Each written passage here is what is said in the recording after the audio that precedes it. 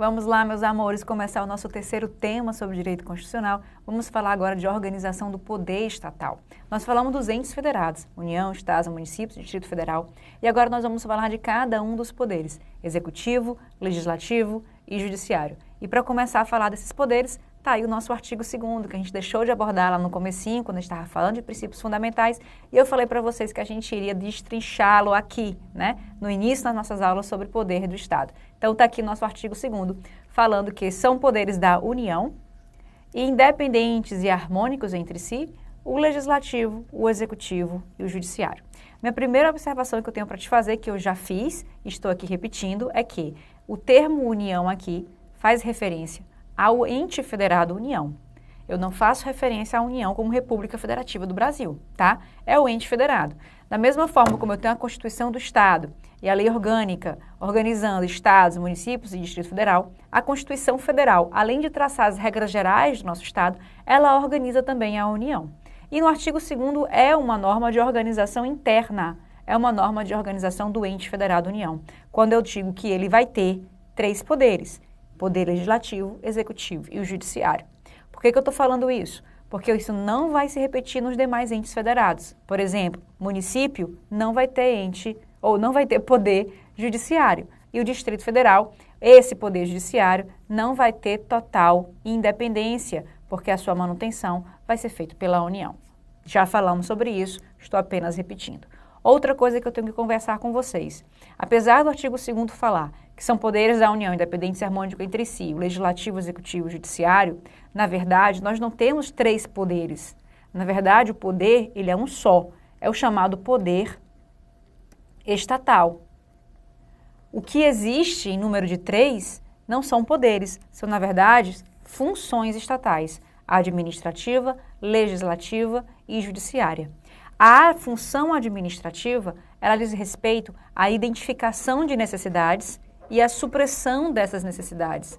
Eu identifico aquilo que é necessário e pratico, e realizo, e concretizo o que é necessário. Se for a construção de uma escola, se for a prevenção do meio ambiente, vai estar sendo ali realizado, né? É o poder da ação, é a função de agir. Na legislativa, o que é que eu vou fazer? A função legislativa, ela vai inovar na ordem jurídica, com uma disposição geral e abstrata. Como assim? Vai trazer uma regra nova que não existia e, portanto, esta regra vai valer para todos e ela é aplicada de forma abstrata, tá? Ou seja, ela não traz um caso concreto, ela vai falar de forma bem geral, bem abstrata, vai falar da possibilidade, por exemplo, a Constituição diz que a propriedade está garantida e vem aí a lei de inquilinato permitindo que esse aluguel seja concretizado. Chamando inquilino e locatário e aí traçando, né, as regras desse aluguel. De forma bem abstrata, porque eu não estou falando do seu João e do seu Pedro que estão entre si nessa relação. Eu estou falando de todas as pessoas que querem estabelecer uma relação de inquilinato. O contrato desse aluguel é que vai ser concreto, que vai concretizar essa norma. Ou seja, o que era abstrato se concretiza aí, né, vai para uma relação específica através do contrato de aluguel. Então, o poder legislativo é inovar na ordem jurídica, trazer uma regra nova que é geral e abstrata a todos, tranquilo? E o judiciário, Arsênia? O judiciário é a função de julgar. E o que é julgar? Julgar é analisar o caso concreto, chegar a uma conclusão e aplicar uma consequência. Caso concreto analisado, conclusão formada e consequência aplicada, tá? Sempre julgamento tem uma consequência, porque analisar e concluir não é julgar, é investigar. Analisar, concluir e aplicar uma consequência, aí sim eu estou falando de julgamento, tranquilo? Ficou claro, portanto, nós vamos conversar já já sobre essas funções. Mas antes disso, eu tenho que tratar de um assunto que as bancas vêm digamos assim, inovando, trazendo isso daqui, coisa que não era feito. Até um tempo atrás, nós falaríamos apenas, teoricamente, das funções estatais. Hoje eu tenho que incluir mais este assunto. Eu tenho que falar com vocês sobre a existência, né, desses 3 poderes, sobre a forma de independência, como que ela surge e quem traz essa ideia de harmonia. Ou seja, quem é o responsável pela identificação dos 3 poderes, pela identificação da necessidade de independência e de harmonia a eles. E aqui, de forma bem breve, só para a gente poder saber, né, e na hora de uma prova não se embaralhar, essas três funções estatais, elas foram identificadas por Aristóteles, que na sua visão empírica analisava o funcionamento do seu Estado e percebeu esses três tipos de atos. O meu Estado, ele identifica e supra necessidades, ele faz regras gerais e abstratas, da mesma forma como ele analisa o caso concreto, chega a uma conclusão e aplica uma consequência. Eu tenho, portanto, três tipos de funções que eu vou chamar de executivo, legislativo e judiciário. Aristóteles, portanto, é quem descobre, né, entre aspas gigantescas, porque já existia, mas é quem identifica essas três funções estatais. Fechamos? Durante muito tempo, essas três funções estatais eram exercidas por um rei, de forma absoluta, cabendo a ele determinar como executivo, judiciário e legislativo funcionavam. Os representantes de cada uma das funções, os responsáveis pela execução de cada uma das funções, era o rei que determinava quem era o rei que dizia como é que eles agiam, era o rei que mandava em tudo. E acabava essas três funções, em vez de servir ao povo, a servir ao próprio rei. E aí, lá na França, Montesquieu analisa o Estado francês, já aí bastante, né, influenciado pela doutrina de John Locke, inglês, que também já falava sobre isso, analisa o Estado francês e escreve seu primeiro livro, né, O Espírito das Leis, está ali dizendo o que acontecia, né, no Estado, como é que estava o funcionamento daquele Estado, e ele traz aqui a nossa ideia de independência, tá? O livro de Montesquieu, ele vem, digamos assim, trazer um marco em relação à independência que existe dentro dos três poderes. Nós temos executivo, que antes mandava no legislativo e no judiciário, e agora ele sugestiona uma nova formação. Executivo, legislativo e judiciário, sem nenhuma subordinação. O legislativo inovando na ordem jurídica, sem precisar de um rei e de um executivo mandando, o rei responsável apenas por identificar e suprir as necessidades, e o judiciário aí em dirimir os conflitos, analisar o caso concreto, chegar a uma conclusão e aplicar uma consequência. Eu tinha aqui, portanto, essas três funções estatais e independentes, cada uma agindo de acordo com a sua missão. Acontece, pessoal, que o legislativo começou a fazer as leis em benefício dele próprio, o executivo começou a agir e suprir as necessidades em benefício dele próprio, e o judiciário começou a julgar em benefício dele próprio. E o povo, mais uma vez, foi esquecido. Daí, dentro desse sistema, desse mecanismo de independência, entendeu-se que essa independência total não era benéfica, ela não poderia existir. E criou-se a ideia de harmonia. Quem traz a ideia de harmonia são os Estados Unidos da América, tá? Na sua primeira Constituição. Trazendo, portanto, na sua Constituição, a possibilidade de um poder, de uma função, controlar a outra. Ou seja, o Executivo vai agir conforme as leis previstas pelo Legislativo. E essas leis vão ser controladas pelo Judiciário, que irá analisar se os atos do Executivo e as leis do Legislativo estão coerentes. Ou seja, vem os Estados Unidos e traz aqui o nosso sistema de freios e contrapesos. Ou, né, como são os Estados Unidos que criaram, o chamado checks and balances. Tá? O sistema de checks and balances, de freios e contrapesos. É exatamente essa ideia de se o executivo fugir daquele seu propósito, vem o judiciário e esbarra, não deixa ele continuar, puxa ele pro ritmo normal. E o executivo vai saber que ritmo é esse, de acordo com as leis que o legislativo está fazendo, e fica esse controle entre eles, de alguma forma, né, tentando aí garantir que esse Estado, dentro dessas três funções estatais, esteja atuando para buscar aí o bem maior, né? Essa é a nossa ideia do bem-estar social, essa é a nossa ideia aí de uma sociedade organizada. Fechamos? Muito bem. Falando dessa teoria toda, nós ainda precisamos aprofundar o que diz respeito a essas funções estatais, tá? E aqui, pessoal, como eu disse para ti, eu tenho o poder estatal e esse poder estatal, ele é representado na função administrativa, poder executivo, legislativo, poder legislativo, e judiciária. Poder judiciário. Tá? Cada um desses poderes vai exercer a sua função da forma como eu falei para vocês agora há pouco. Administrativo, identificando e suprindo necessidade, legislando, inovando na ordem jurídica e judiciário, julgando da forma como eu disse para vocês. Isso daqui, pessoal, é a chamada função típica, tá?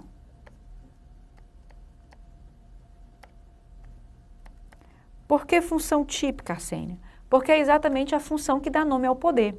É a função para a qual ele foi estruturado, para a qual ele foi ali composto, para estar exercendo exatamente o que a Constituição lhe manda exercer na função administrativa, legislativa e judiciária. No entanto, esse poder, ele não vai se esgotar apenas nessa função típica. Vai existir ainda a chamada função atípica ou secundária. O que é uma função secundária? É exatamente uma função que não foi feita para aquele poder, mas que o poder exerce de forma atípica. Como assim, Arsênia? Cada um dos poderes, executivo, legislativo e judiciário, vão exercer todas as funções. O executivo administra, legisla e julga, o legislativo administra e julga, e o judiciário legisla e administra. Todos eles vão fazer todas as funções. Então, a primeira coisa que eu quero que fique bem claro na tua cabeça, todos os três poderes exercem as três funções. Agora, a função predominante é a que lhe dá nome. Aquela função que não é predominante, que é atípica, que é secundária, são as duas remanescentes. Então, o meu poder executivo, que é responsável em administrar, ele vai ainda legislar e julgar. Ele legisla e ele julga. O legislativo, que cabe legislar, ele vai julgar e administrar. E a mesma coisa acontece com o judiciário, que irá administrar e também legislar. Ok? Esses são os nossos três poderes exercendo as três funções. Pronto, assim eu entendi, função típica e função atípica. Mas você precisa, principalmente se você for fazer uma prova CESP, saber exemplos dessas funções típicas e atípicas, conseguir raciocinar. Por exemplo, qual é o exemplo de uma função legislativa que o Poder Executivo vai exercer? A função legislativa, pelo Poder Executivo, ela se manifesta concretamente de forma clara e bem correta através da edição de medidas provisórias. Tá? As MPs. As medidas provisórias editadas pelo Poder Executivo, Presidente da República, Governador e Prefeito, né, dentro das suas limitações, elas são exemplos concretos de uma legislação, de uma função atípica legislativa exercida pelo Poder Executivo. Tranquilo? Outra coisa que existe também, julgamento. O Poder Executivo vai julgar. Olha o processo administrativo disciplinar. O processo administrativo disciplinar, que é aquele procedimento onde a chefia, né, daquele departamento, enfim, daquela carreira, vai chegar numa conclusão, vai analisar um caso, vai chegar numa conclusão e vai aplicar uma consequência. Se absolve aquele servidor, se aquele servidor vai receber uma pena de demissão, se ele vai receber uma pena de suspensão, enfim. Eu vou ter ali toda uma sequência de atos, toda uma análise, produção de provas para se chegar a uma conclusão e aplicar uma consequência. Processo administrativo disciplinar, portanto, que vocês vão ver aí em direito administrativo, tem súmula vinculante envolvendo esse processo administrativo disciplinar, dizendo que o advogado ele é dispensável no processo administrativo disciplinar, tudo isso vocês vão detalhar, né, junto aí dos professores de direito administrativos. Fora isso daqui, nós temos uma outra função de julgamento do Poder Executivo, que é o chamado contencioso administrativo. Eu tenho certeza que aí na sua cidade existe uma empresa que trabalha, né, uma autarquia que trabalha fiscalizando o trânsito da sua cidade, aplicando multas, não é? E essa autarquia, quando ela aplica uma multa, ela manda para o seu endereço. Se você tiver algum questionamento em relação àquela multa, você tem um prazo para fazer uma defesa.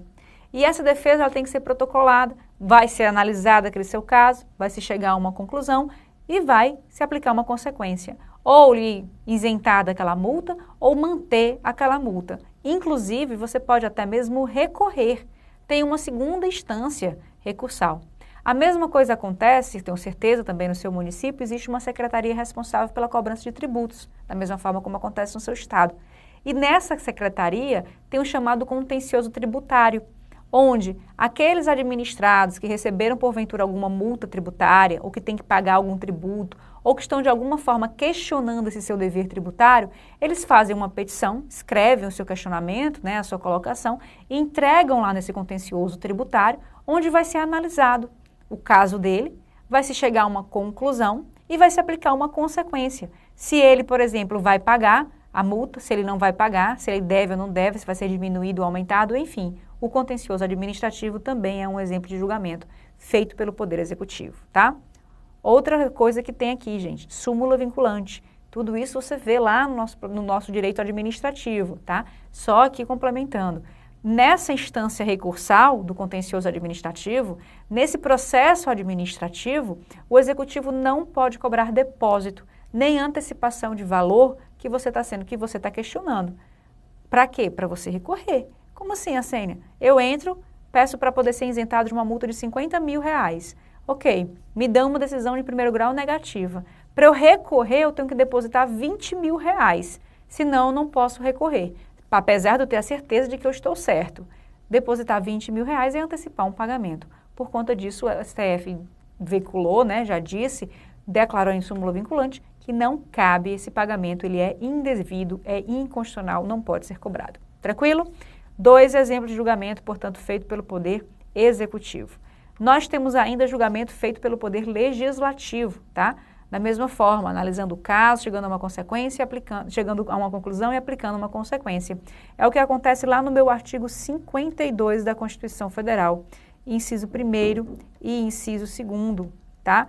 O julgamento pelo Senado Federal de crime de responsabilidade, inclusive podendo julgar até mesmo o presidente da República, o chamado impeachment.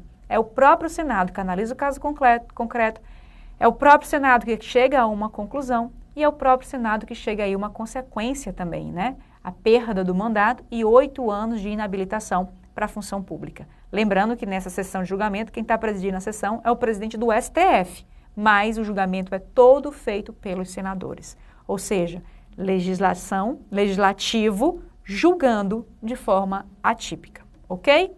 Só mais um detalhe. As bancas vão tentar te confundir e dizer que a medida provisória, tá?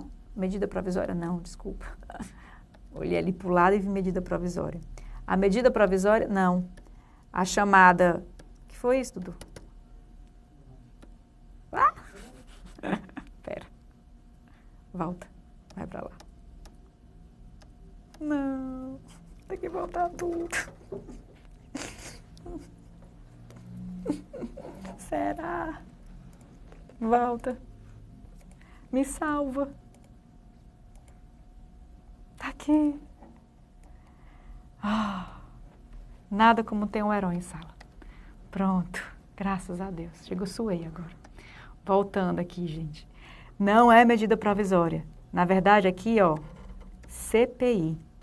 A banca vai tentar te dizer que a CPI é função de julgado legislativo. E não é, pessoal. A CPI é Comissão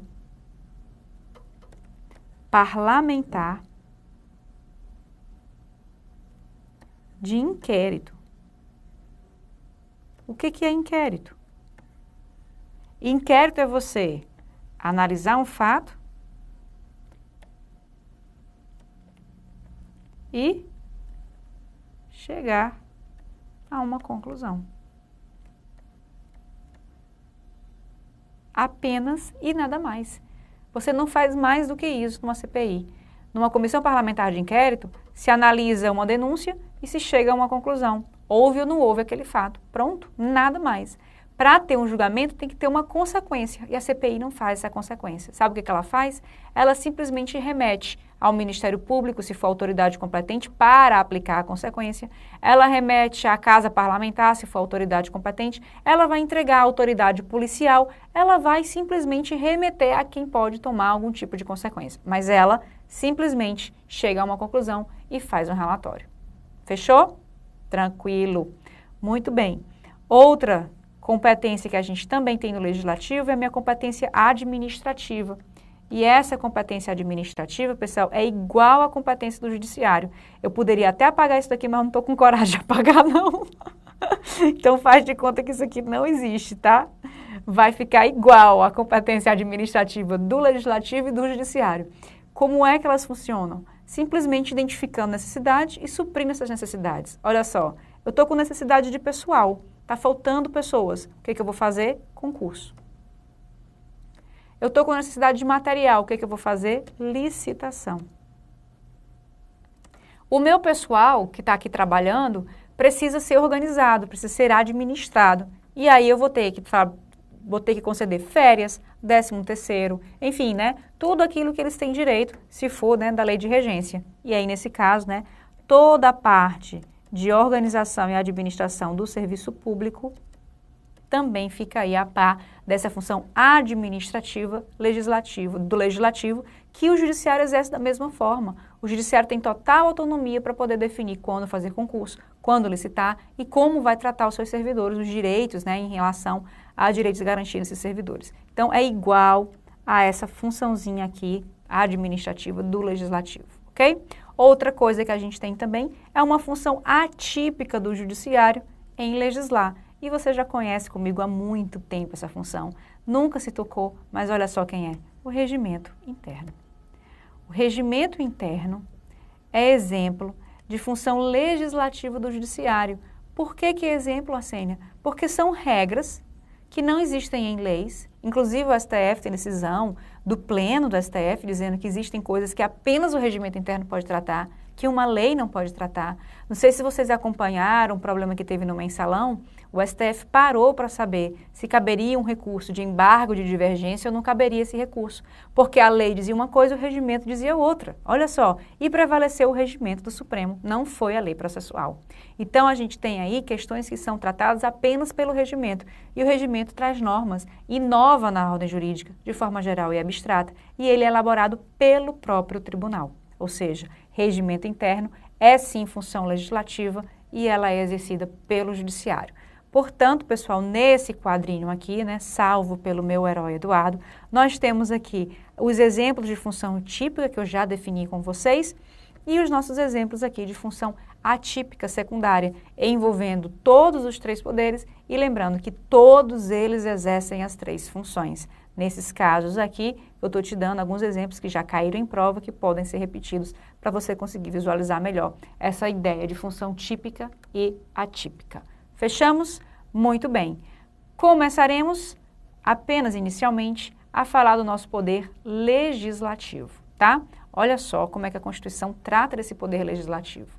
Esse poder, como a gente já conversou, ele vai existir em todos os entes federados. Distrito Federal, município, Estado e União. Os 3 exercem poder legislativo. Então, eu tenho que ter regras de organização do poder legislativo em todos os 4 entes federados. Então, isso vai acontecer nas leis de organização internas, nas leis orgânicas, como vai acontecer na Constituição Estadual, como vai acontecer na Constituição Federal. Nós temos algumas regras da Constituição Federal falando sobre o legislativo do município e falando sobre o legislativo dos estados. Mas as maiores regras, a grande parte das regras da nossa Constituição Estadual, da nossa Constituição Federal, trata do legislativo federal. Ela vai apenas traçar diretrizes para o meu legislativo municipal, para o meu legislativo estadual. Mas ela esgota, tá, as regras de estrutura, de composição, de processo legislativo envolvendo o legislativo federal. E aí eu tenho que organizar o teu estudo. Como é que você vai estudar isso daqui? O mais importante de todas essas regras são as regras do legislativo federal, tá? Arsênia, como é que eu estudo aqui? Aqui, pessoal, é a hora de você pegar o resumo. Não ir por um livro denso. Pega um resumo, lê a Constituição, que você vai conseguir visualizar muita coisa desse legislativo.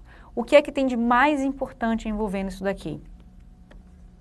Processo legislativo. De longe, a matéria mais cobrada envolvendo poder legislativo, tá?